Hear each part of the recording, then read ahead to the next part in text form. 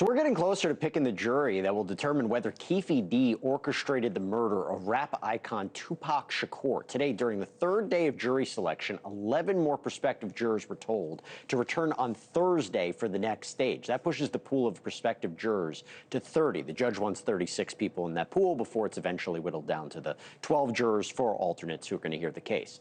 Now, prosecutors claim that Keffe D was the shot caller behind this revenge attack, provided the gun that was used in the Las Vegas drive-by shooting. Huge part of this case, by the way, comes from Keffe D himself. Yeah, for years, Davis reportedly talked about the killing during police interviews and media appearances and his memoir, including allegedly saying he was inside the Cadillac that was involved in the shooting. But now, changing his tune. Keffe D now denies have anything to do with Tupac's murder, claims he was exaggerating everything, and this is renewed speculation about someone else, someone that Keffe D has pointed the finger at previously, Reggie Wright Jr., saying it was Wright who orchestrated the hit. Now, it's a strange theory because of who Reggie Wright is, a former Compton police officer who was the head of security for Death Row Records and Tupac on the night of his killing. Why would someone paid to protect Tupac want him dead?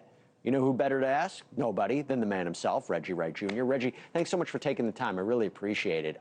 This must be a really interesting time for you, 30 years in the making, seeing this. He's pointed the finger at you, Keffe D. Why? I mean, let's be clear. Did you have anything to do with this whatsoever? Nothing at all to do with this. And thanks for having me on your show, Jesse. You got it. But it's crazy. A person that all 3 of his previous attorneys has called him a habitual liar. Now he's making this claim, and now, you know, unfortunately, I got to go and deal with this. But I don't mind because I know we're going to eventually get justice for Tupac. Why did he even implicate you? Oh, well, there has not been anyone on social media for the last maybe 10 years that has been calling for this arrest to happen. And he, you know, it bothers him that I have been on social media and just pointing this out. And there's another gentleman by the name of Mike Dorsey that started a petition and that submitted it to Vegas for this case to be open. And thank God that they eventually decided to open the case. And then now we see what happened. So when Keffe D was allegedly saying for all these years in book, the interviews, all this documentary, that he was involved, that he orchestrated it, but now he's saying that he was just exaggerating it, who do you believe? Which version? Oh, definitely the version of the book. The version that he said when he was facing 25 years to life.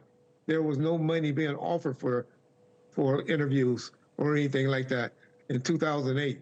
And then he later gave in 2011 the same exact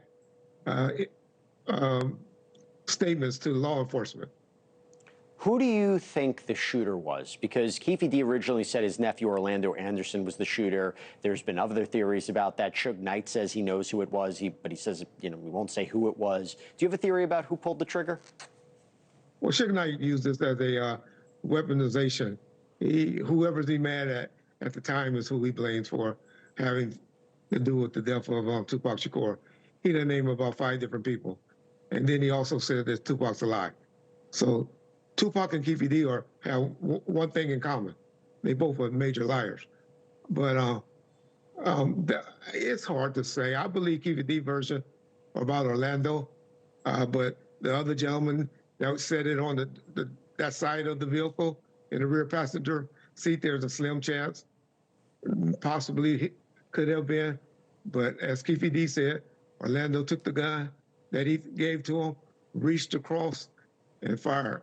And generally, the person that's been assaulted, they're the angriest at the time. And so they have the motive to do it. Let me ask you this. So you were in Vegas that night. I believe you were at the nightclub that they were driving to, getting things ready. Was there a security plan in place? Was it thought that Tupac might have a threat on his life? Talk to me about what was happening then. Well, we have an entourage of maybe about 10 homeboys is always with them. And generally we have 2 security guards that are signed, that are retired or off-duty police officers that works for me. That particular night, we only had 1, I had another gentleman that arrived late, and because he said he got a late arrest, I wasn't notified of it. Not saying that even if I was notified of it, I would have thought that they had sufficient amount of security with them, because I know of all the death row staff security that was along with them as well. How did you find out Tupac was shot, by the way? By two gentlemen that came from the scene, ran up to me inside the nightclub and told me that, hey, Suge and Pac just got shot. They just got shot down the street. I didn't believe them. Yeah. But we had several police officers working the front door of the club, on duty Las Vegas police officers, and they started taking off.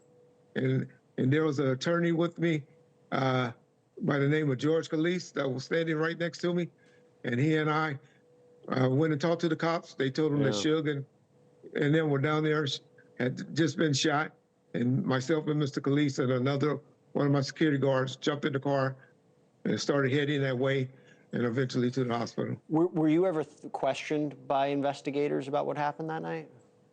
No, sir. I went with Mr. Knight when he went down to be interviewed. I transported him to meet with the investigators, but never questioned until about 2021, 2022, when they started reopen the investigation on the incident. And are you plan to be called as a witness at this trial in any way? I have been subpoenaed and currently making arrangements to be there next week. However, whether I get called or not is still up in the air, but they have subpoenaed me, and that's the plan. And just and let me just ask you this: do you plan to maybe take any legal action against Keffe D for his accusations? He's what you call judgment proof. What would that do for me? I'd love to see the justice for Tupac when the jury come back with their verdict. Well, listen, I know this is a tough time, right? I know you were close with Tupac. I know this is, over 30 years in the making, almost 30 years in the making. So listen, you got an open platform. Come back anytime you want to talk about the case. After you testify as well, we'd love to hear from you. And I really appreciate you taking the time, Reggie Wright. Thanks so much. Appreciate you for having me on your show. Thank you for watching. Subscribe below and download our NewsNation app right now on your phone, and you will get fact-based, unbiased news for all Americans.